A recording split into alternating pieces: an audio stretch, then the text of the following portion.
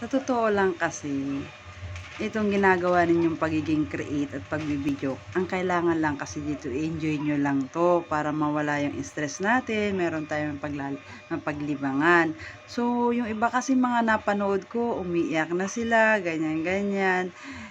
Hindi naman kasi ganun kailangan eh. Kailangan, maging masaya ka sa ginagawa mo. Ito ba talaga yung gusto mo?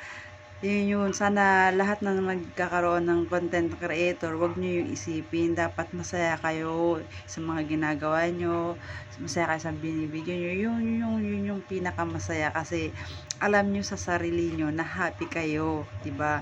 Na proud kayo sa sarili nyo na nagagawa nyo to, nagkakaroon kayo ng pag-create, tapos ay kaya ko pala to, tapos dati nun nahihiya kayo, tapos ngayon, 'di ba?